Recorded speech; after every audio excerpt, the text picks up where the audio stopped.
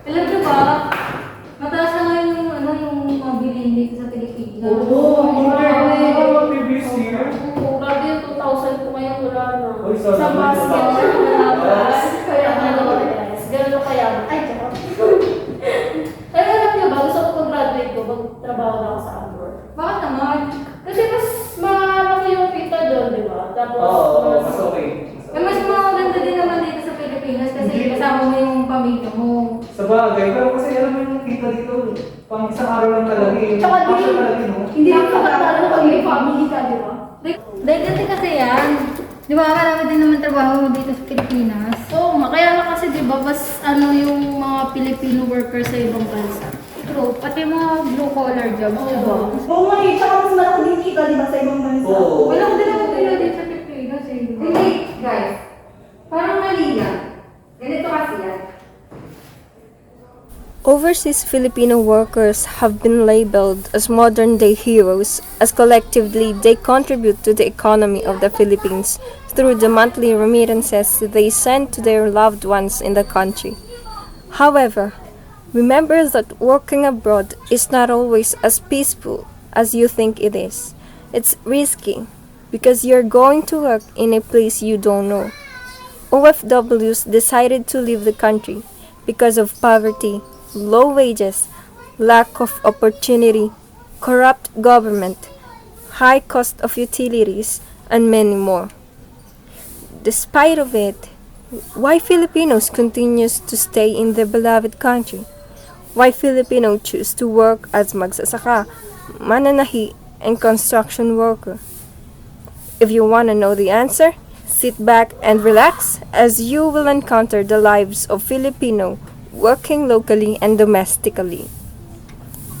According to Philippine Statistics Authority, the employment rate was estimated at 94.0 in May 2022, or 94 in every 100 persons in the labor force had a job. National government agencies mandated to formulate policies and implement programs in the field of labor and employment.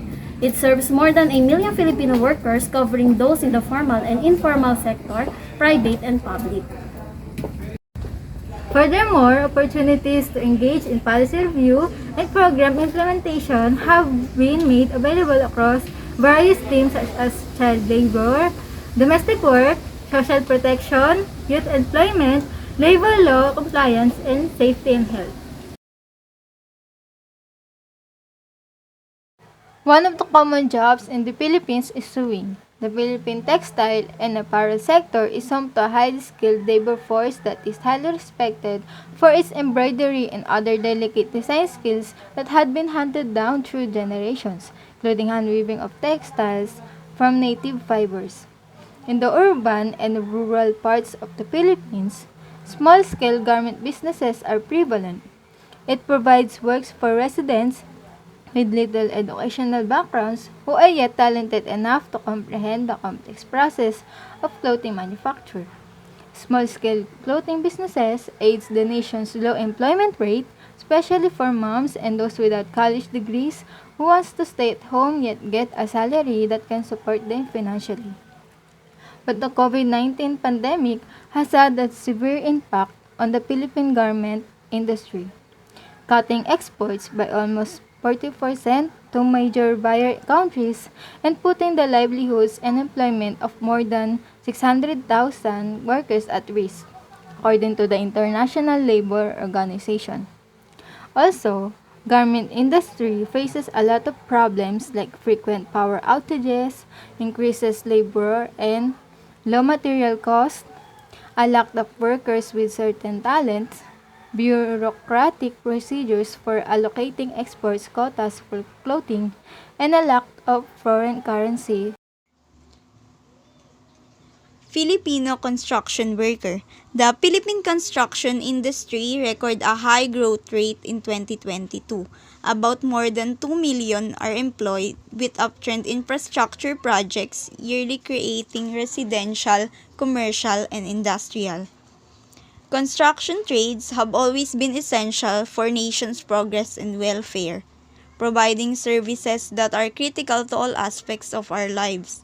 Nothing can move forward without the services that the construction provide. electricity, shelter, access to clean water, and transportation. With the increased number of workers, it strengthened the economy.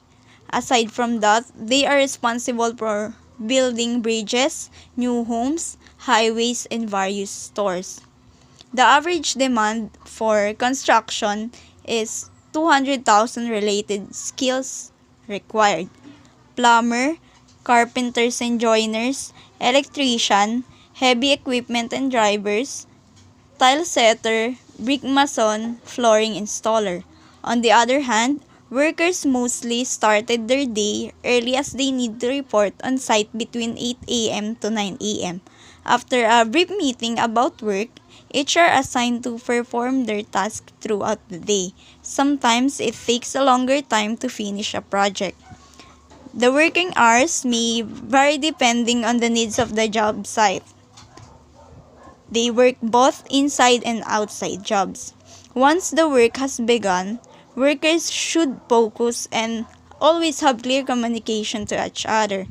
These workers are highly skilled and trained to work with this special equipment. Other workers will be laying bricks, cleaning, pouring cement, and doing other various tasks. Therefore, learning different techniques can help to work efficiently. Agriculture in the Philippines is an important part of the economy because Philippines is a terrain tropical country. That is why it has a rich land and natural resources. According to Philippine Statistic Authority or PSA, the current situation of Philippine agriculture crop posted a 1.6% decrease in the value of production in first quarter of 2022, while the palay and corn production registered decline by negative 1.9% and negative 0.2% respectively. The reason to that, the removal of state control on the agriculture-related commodities in which the prices of agriculture inputs like seed and fertilizers increases drastically. Also, the other problem is the continuously growing population here in our country that leads to have insufficient food production to evenly distributed in each family in our country. Farmers suffering in their low income in view of the fact that they are lack of access to productive capital, knowledge and technology. Other than that, agricultural sector didn't give much attention to our local farmers. That is why they said that farmers here in the Philippines are still poor. Based on the data posted in Philippine Statistic Authority, the estimated number of Filipino who work abroad was 1.77 million as of September 2020. As the time goes by, Filipino workers around the world are continuously increasing. As a result, the government encouraged local businesses to end their contractual agreement between employees. OFWs described as the heroes of the nation, encouraging citizens to take pride in these workers, but behind this was their hardship in the foreign land.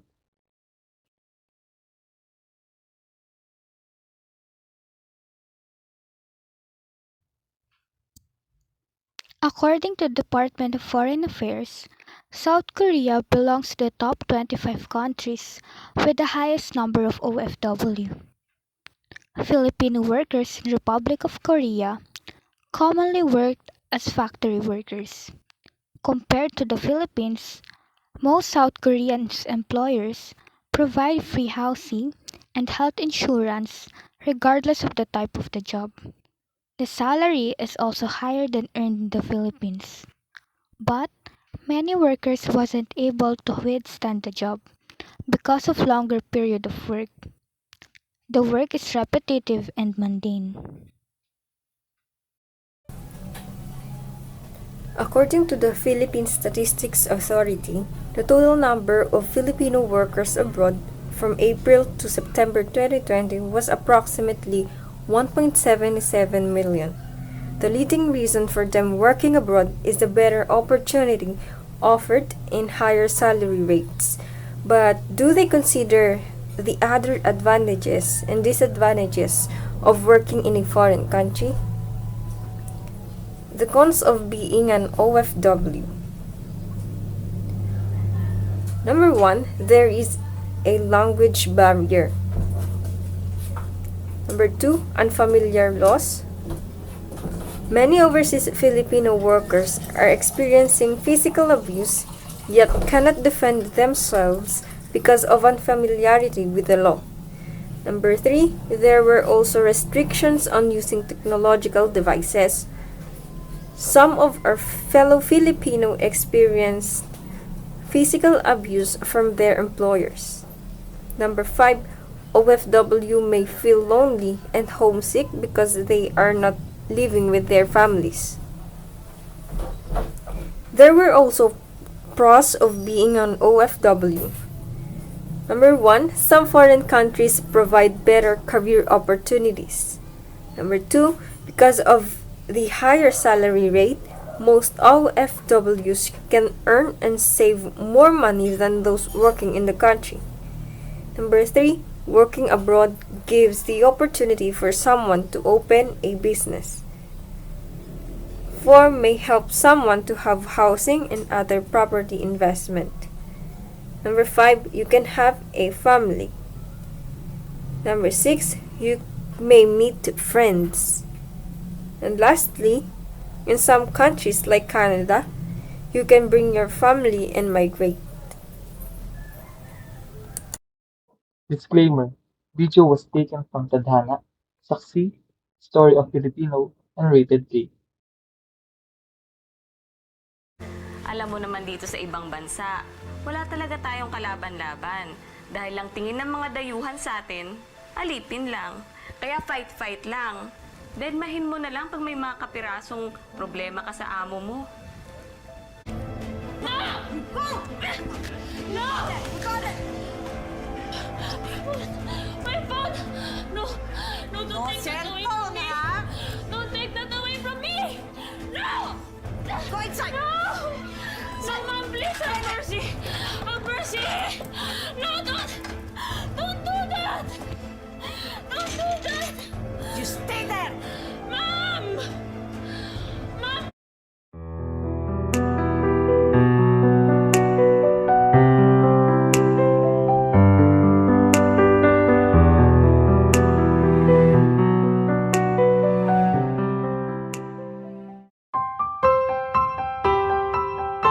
Nakikita ko sa ibang tao, hindi ko magawa dahil wala kaming pambili.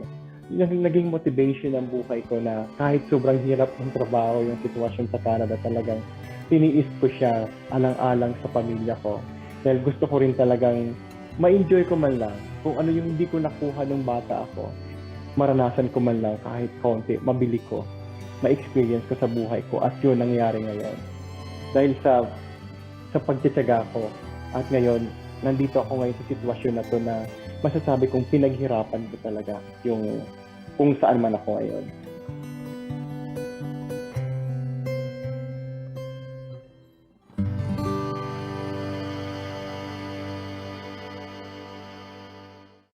Sa hirap ng buhay sa Pangasinan, nagtrabaho bilang domestic helper sa Singapore si Rebecca Bustamante para makatulong sa pamilya. Gustong umasenso at nagsikap. Kaya ngayon, may-ari na ng malaking kumpanya, boss na siya, at ang daming ari-arian. Sa pag-uwi niya sa Pilipinas, nagtatag ng isang multinational recruitment firm si Rebecca. Ngayon, ang dating nagsisilbi, boss na at CEO ng kanyang sariling kumpanya. Meanwhile, being an OFW always has downsides. Please watch a short video regarding the real struggle of every Filipinos facing abroad. Video from Dave Sunburn.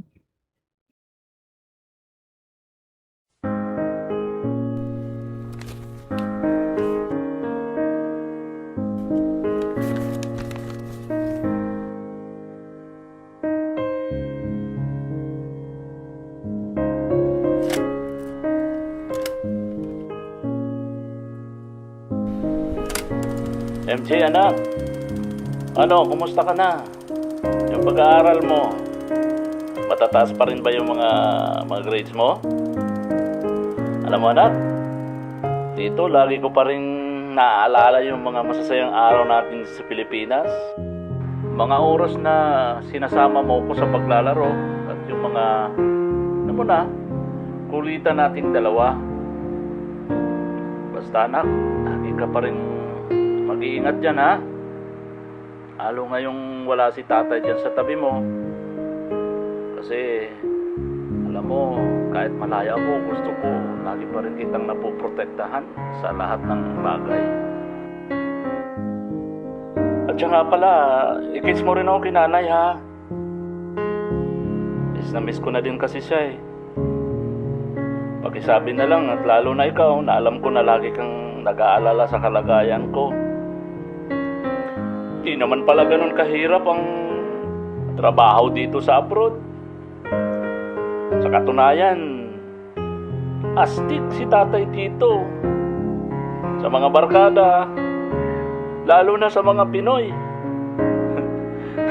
Tuwang-tuwa nga sila pag lagi kitang binibida eh. Ganyan si tatay dito, always bida. Minsan nga, halos ayaw na nila akong patulugin kasi gustong-gusto nila na bumabangka si tatay. Kaabi talaga sila dito. Tsaka anak nga pala, huwag kang matatakam ha. Kasi ang sasarap ng pagkain ko dito. Baka nga pag-uwi ko dyan sa atin, baka naman di mo na ako makilala dyan ha. Sabay, tumataba ako. Tsaka, bil-bil ko eh, lumalawlaw na yata eh. Alam mo, may mga oras na naiisip kita pag kumakain ako kasi alam ko namang manang-mana ka sa tatay. Super takaw. Sa totoo lang, kaya kita laging naiisip eh. Isa lang ang dahilan, anak. Miss na miss ka na ni tatay. Gustong-gusto na kitang mayakap at makakulitang muli. Alam ko, darating yung araw na bibitawan din kita. Yan yung araw na alam kong makakaya mo ng tahakin ang landas ng iyong mga pangarap. Pero sa ngayon, para sa akin, ay mananatili ka pa rin bata sa puso at isip ni tatay. Money cannot replace the hug of a father or mother. No toy or balikbayan box can take the place of the quality time spent together with one's family. Children will feel that they are missing the love of their parents, but it doesn't have to be that way. Overseas Filipino workers seem to have a better life than they had before going abroad, so others wish to try their luck.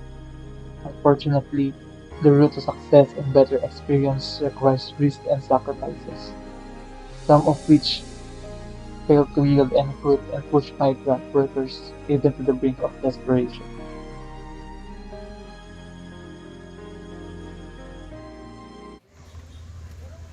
Local workers. The Philippine economy is still facing various challenges such as health crisis or pandemic, high growth population every year, poverty, and loss of livelihood, increasing prices of basic goods, products, together with taxes. The number of jobless Filipino remained due to insufficient opportunities. Yet, those workers who had jobs are still struggling on how to cover all of the expenses and necessities every day. Many informal workers are poor and must work long hours, sometimes in multiple jobs, just to survive. Beyond, people who works in a small-scale industry have no choice but to work even if they are sick, for the reason that some employers didn't cover sick leave. Therefore, there's no guarantee to be paid. It is crucial for the workers to sacrifice their health just to save money, do their tasks and responsibilities in an overtime just to finish and meet the required conditions. To help arrest ranging issues, adjustment of minimum daily wage will help those workers in the public and private, agricultural and non-agricultural sector covering neighbor areas. It is also supposed to stimulate consumer spending, increase the producer's income, and help the economy grow. Aside from that, policies and regulations that promote free and responsible exercise of right should be given to protect employees based on the Labor Code of the Philippines. Being an OFW is one of the Filipinos' backup plans to make a lot of money because poverty is so pervasive in our country.